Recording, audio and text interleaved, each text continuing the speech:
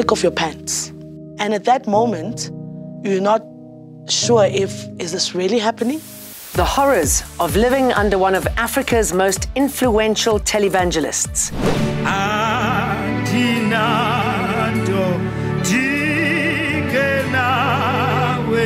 Fighting apartheid from behind the camera lens, photojournalist Peter Magubane is laid to rest, and hooded gunmen storm a TV station in Ecuador.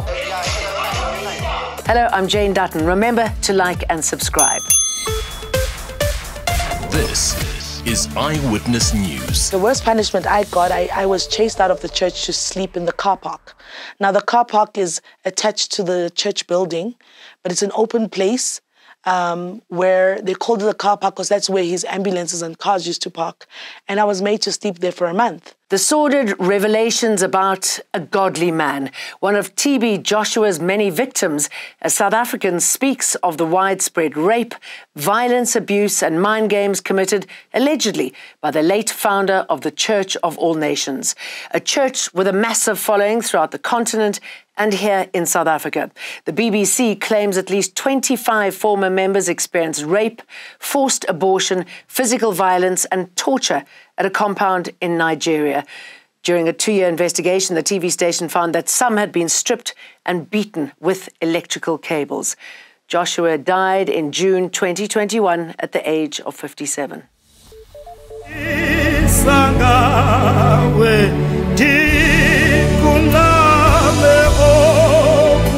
Anti-apartheid activists say the late photojournalist Peter Magubane knew the camera was mightier than the sword.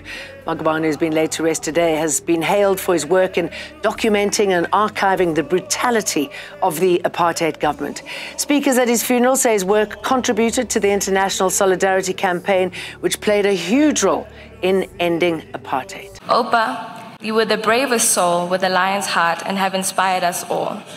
The resilience you embodied is now ingrained in our family, and with heads held high, we continue your legacy with profound pride. Thank you for your contributions. To all the photographers in the house, you may not know how you have kept us alive. I remember when I was arrested in Butterworth for putting on a play, and as the cops were dragging me, I saw a flash, and I got in the car, and they drove to Mthatha, where we were charged under communism, furthering the aims of communism. I said, I did a play, for crying out loud. But then while I was in my cell on the 20th day, a piece of paper from the Daily Dispatch with the photograph, them dragging me. That was the first time I fell asleep, because that photograph meant they could not kill me, because the world knows they have me. And that was the job done by Peter Magubane.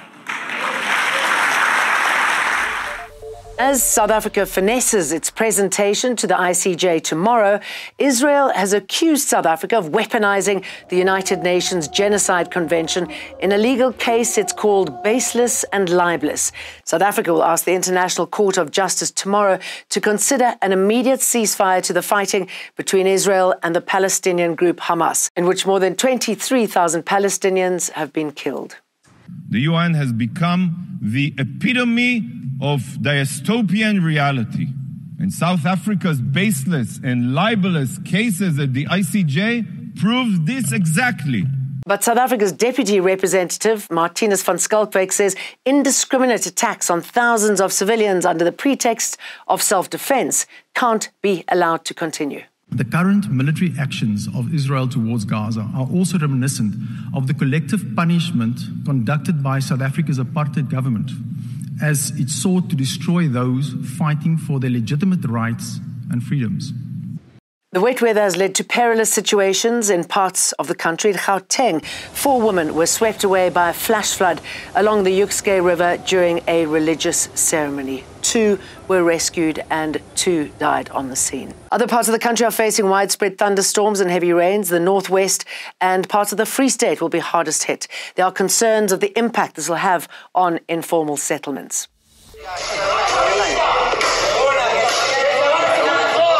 And in Ecuador, hooded gunmen wielding guns and claiming to have bombs stormed a TV studio.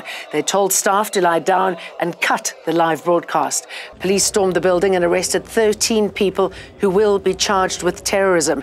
Just a day before, a state of emergency was declared in the country after one of the country's most notorious drug lords escaped from prison. That's it from us. See you again tomorrow. Eyewitness News. In touch, in tune, and independent. For the latest, log on to ewn.co.za or ewn.mobi.